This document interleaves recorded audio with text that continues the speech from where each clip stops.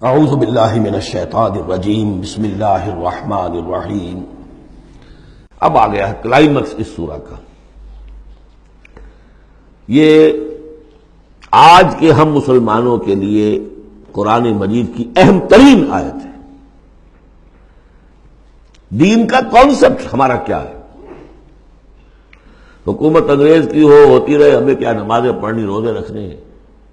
بہت بڑے عالم نے انگریز کے دور میں کہا تھا ہمیں کوئی ایسا کام نہیں کرنا چاہیے جس سے انگریزوں کو، ہمارے حاکموں کو تشویش ہو، اس لیے کہ انہوں نے ہمیں مذہبی آزادی دی ہوئی ہے۔ ہمیں وہ روکتے ہی نہیں، نمازیں پڑھو، داڑیاں رکھو، روزے رکھو، حج کرو، انگریز روکتا نہیں۔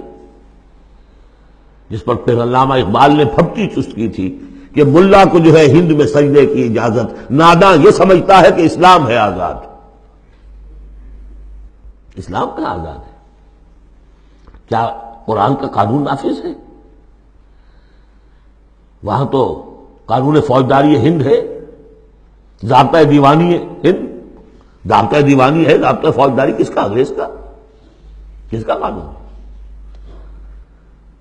اصل میں دین کا جو تصور تھا وہ ہمارا بگڑتا بگڑتا، تنگ ہوتا ہوتا، سکڑتا پرورٹ ہوتا ہوا یہاں تک آ گیا ہے کہ چند ریچولز ہیں، چند رسومات ہیں، بس وہ دین ہے، باقی جو ہو سو ہو۔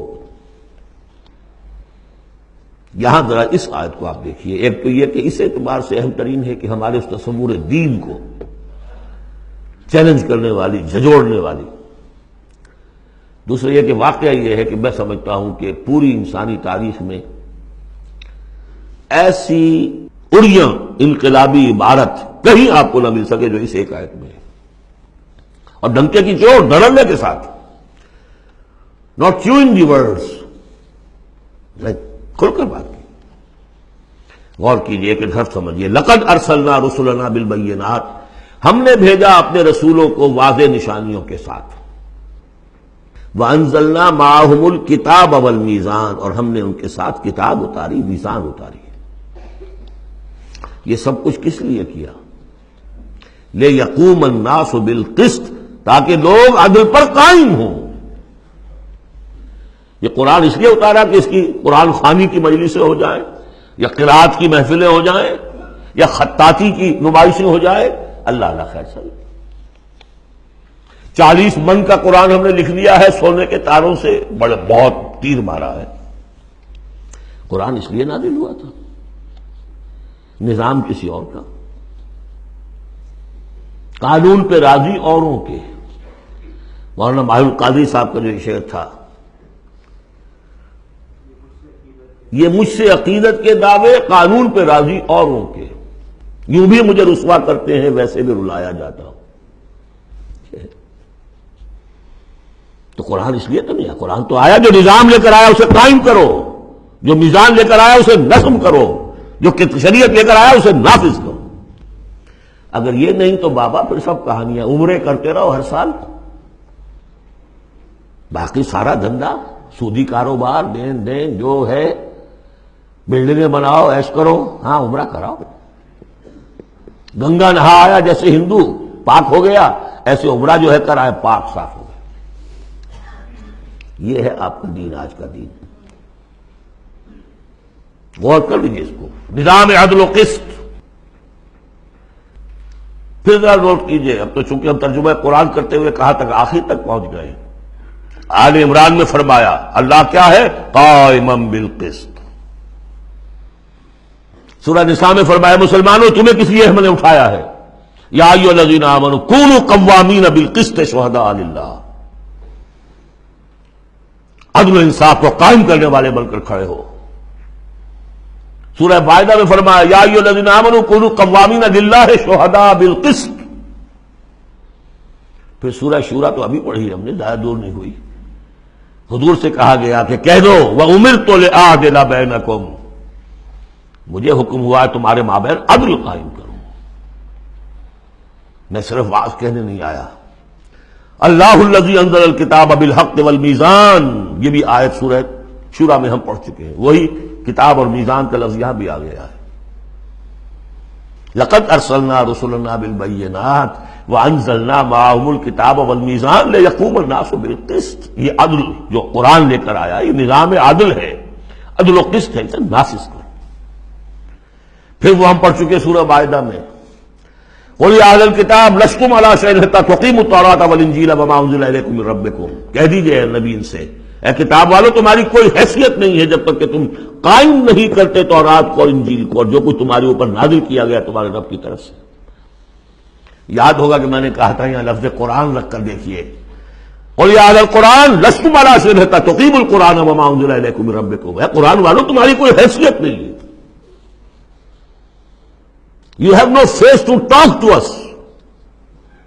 ہم سے دعائیں مانگ رہے ہو، ہم تمہاری دعائیں تمہارے منہ پر دے کر مانگتے ہیں.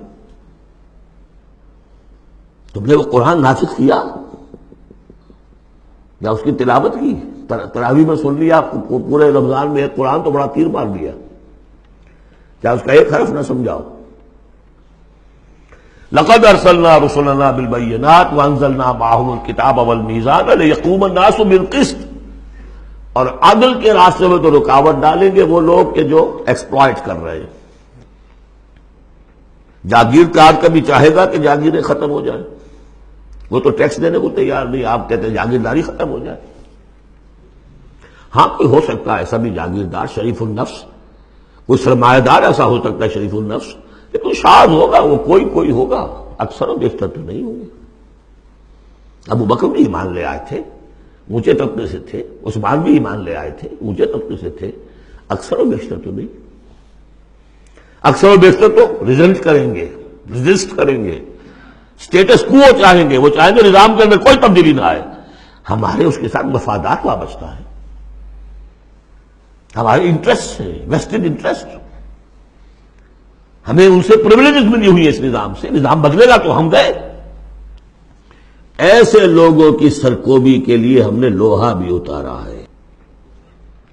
وَأَنزَلْنَا الْحَدِيدَ فِيهِ بَأْسٌ شَدِيدٌ. ہم نے لوہا بھی اتارا ہے. یہی ایک ہی آیت چل رہی ہے، دوسری آیت نہیں ہے یہ. اس لیے میں نے کہا تھا کہ اڑیاں ترین یہ عبارت ہے کہ انقلاب کے لیے کچھ سر کچلنے پڑتے ہیں، ورنہ نہیں انقلابات ہوتے. اور اس میں کوئی ریگریٹس نہیں ہے، اس میں کوئی معذرت نہیں ہے. جب یہ لوگ کہتے ہیں کہ وار فار پیس، اگر یہ کہتے ہیں کہ دنیا میں ہیومن رائٹس کے لیے ہم حملہ کر رہے ہیں، کیا مطلب ہے؟ تمہارا اپنا تصور ہے، عدل انسانی کا ایک تصور ہے، اس کے لیے تم طاقت بھی استعمال کر رہے ہو، لوگوں کا بہر گھیراؤ کر رہے ہو، انہیں آئسولیٹ کر رہے ہو، سینکشنز لگا رہے ہو. کیوں؟ کہ تمہاری مرضی کے مطابق نظام انہوں نے کیوں نہیں بنایا.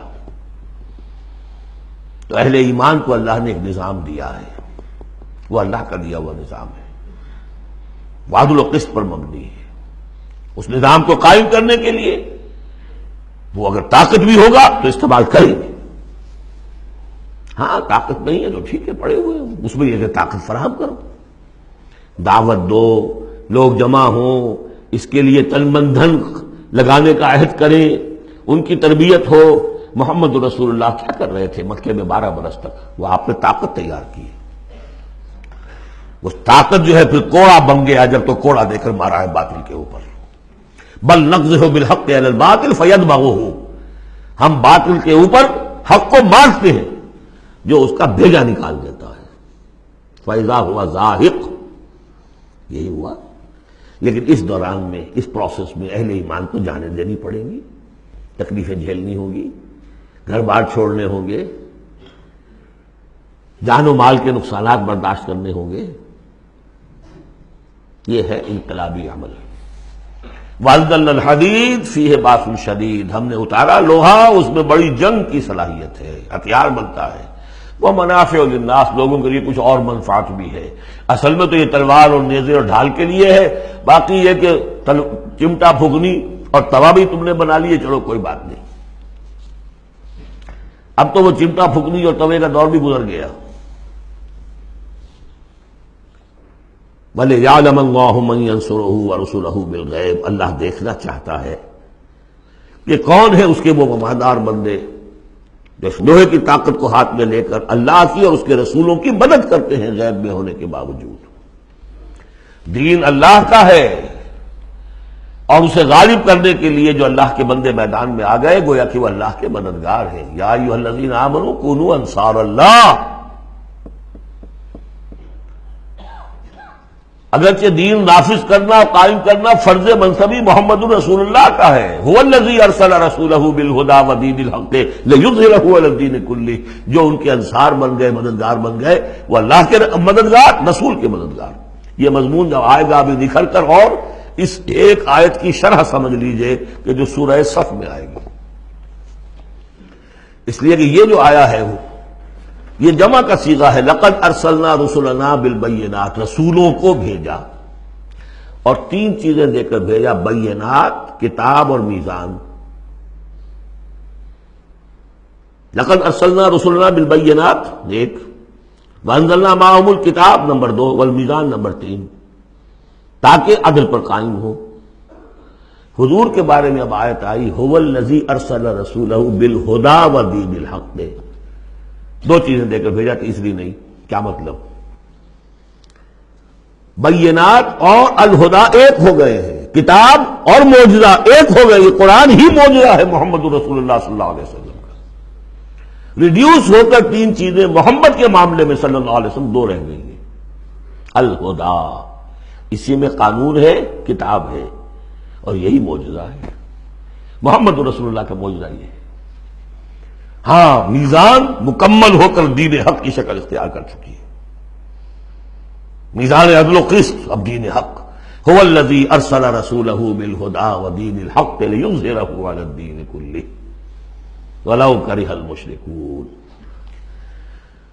یہ سورہ صف کی مرکزی آیت ہے جو آگے آ جائے گی۔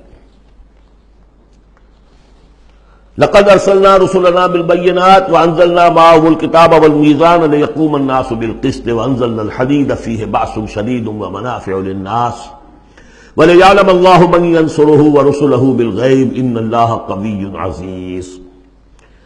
یہ سورہ مبارکہ جو ہے ایک اعتبار سے مضمون تدریجاً ترقی کرتا ہوا کلائمیکس پر پہنچ گیا ہے آیت نمبر 25 پر جو ہم نے پڑھ لی۔ صدق اللہ العظیم۔